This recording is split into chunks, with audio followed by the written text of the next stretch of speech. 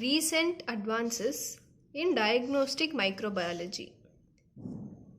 The conventional lab techniques for diagnosis of infectious diseases include culture and related methods, which are widely used. So the conventional lab techniques for diagnosis of infectious diseases are culture and its related methods, which are widely used. Advantages of such conventional methods are they are sensitive and they are cheaper, that is inexpensive. But the disadvantages are labor and resource intensive, and it requires considerable expertise, and it often requires further characterization by molecular methods to confirm the identification. So these are the advantages and disadvantages of the conventional techniques. The molecular methods are useful when conventional methods are slow, insensitive, or unavailable. Advances have been made in decreasing the turnaround time. What is turnaround time? So it is the time from collection of specimen to the final report reaching the patient. This is the turnaround time.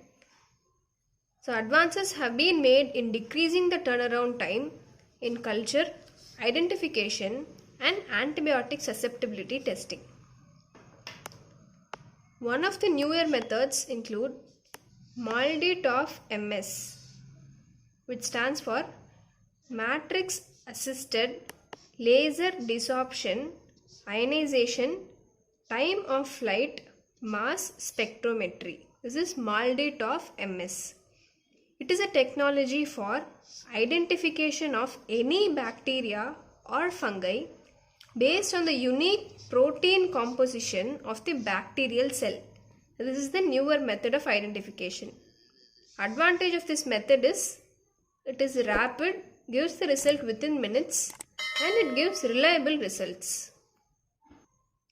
Let's see the molecular methods.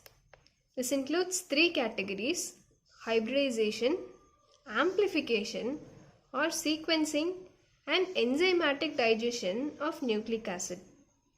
First, let's see about hybridization.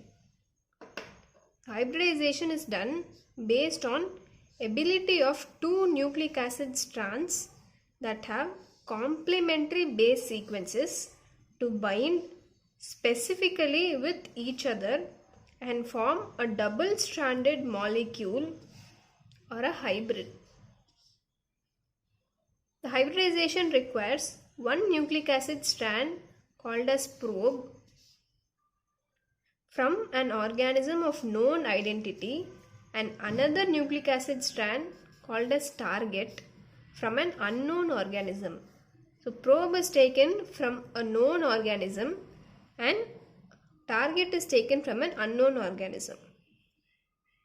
It is detected by the use of reporter molecule, which forms a complex with single-stranded probe DNA. So the probes may be labeled with molecules like radioactive, biotin, avidin, and chemiluminescent labels. One of the major advancements is in application of line probe assay for diagnosis of tuberculosis and detection of drug resistance. Next is amplification. In this, first let's see about polymerase chain reaction known as PCR. This is the most widely used target nucleic acid amplification method. Steps of conventional PCR. The first step is extraction and denaturation. Here the nucleic acid is first extracted from the organism or the test sample by heating, chemical or enzymatic methods, and this target nucleic acid is then added and placed in a thermal cycler to undergo amplification. This is the first step of PCR, which is extraction and denaturation. Second step is annealing. Here the short strands of DNA called as primers are selected to specifically hybridize the anneal to particular nucleic acid target. So this step is annealing, which is the second step. Third step is extension of the primer. The enzyme which helps in this step is Tuck polymerase, and this step is performed at 72 degrees Celsius. The annealing provides a template that allows DNA polymerase to add nucleotides and produce by extension a sequence that is complementary to the target template. So annealing provides a template that allows DNA polymerase to add nucleotides and produce by extension a sequence which is complementary to the target template. This is the third step, which is extension of the primer. The fourth step is detection of PCR products. Amplicon is the amplification product of PCR. This contains the target nucleic acid of interest. A labeled probe is used for detecting specific amplicons. This is the fourth step of PCR, and these are the 4 steps for the conventional PCR. Types of PCR used in diagnostic microbiology. Types of PCR include multiplex PCR, nested PCR, quantitative PCR, reverse transcriptase PCR known as RT-PCR, and real-time PCR.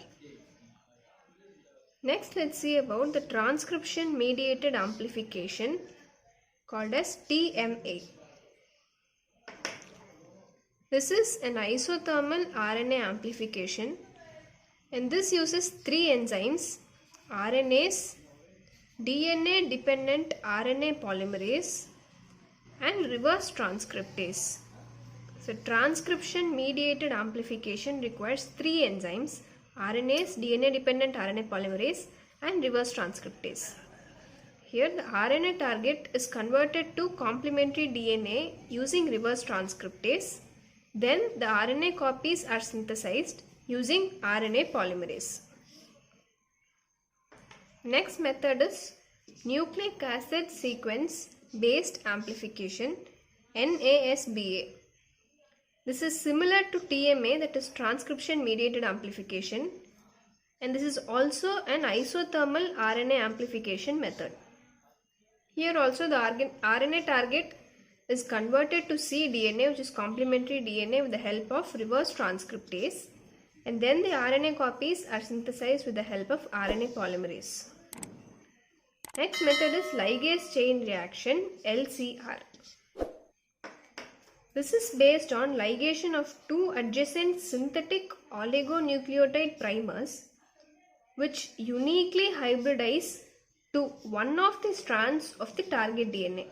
This is based on ligation of 2 adjacent synthetic oligonucleotide primers which uniquely hybridize to one of the strands of the target DNA. The second pair of oligonucleotides is designed to hybridize to the complementary DNA in the same region. This is the ligase chain reaction. The ligase chain reaction allows the discrimination of DNA sequences differing in only a single base pair. So this is used to differentiate products. The third category is sequencing and enzymatic digestion of nucleic acid. First, nucleic acid sequencing.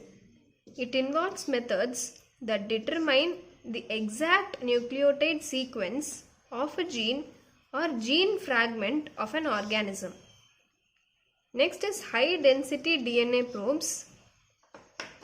This uses hybridization of a fluorescent labeled nucleic acid target to a set of oligonucleotides synthesized on a miniature glass substrate or chip. Let's see the methods of typing isolates. First is ribotyping. This involves enzymatic digestion of chromosomal DNA followed by hybridization using probes that encode ribosomal RNA. So this is called as ribotyping. ribosomal RNA. Next is restriction fragment length polymorphism, RFLP. This is a process by which enzyme digestion patterns are analyzed. So the restriction patterns are obtained after gel electrophoresis, and the differences in restriction patterns of microorganisms is called as RFLP, that is restriction fragment length polymorphism.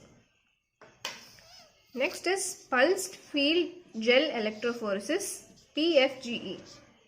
This is used to separate chromosomal fragments obtained by enzymatic digestion of intact bacterial chromosomal DNA, and this DNA is then digested using the enzyme restriction endonuclease. Use of a pulsed electrical field across agarose gel subjects the DNA fragments to different voltages from varying angles at different time intervals. Next, the applications. Increasing application of molecular techniques in diagnostic microbiology. Next is diagnosis. These methods are used for the detection of infectious agents from clinical samples and identification of bacteria, antimicrobial resistance in tuberculosis. Also in diagnosis of infections due to non-cultivable organisms. Next is epidemiology and disease detection, typing of isolates for epidemiological purposes, and tracing path of transmission. And the last is research into understanding genetic makeup of infectious agents for drug discovery and newer diagnostics. So these are the recent advances in diagnostic microbiology.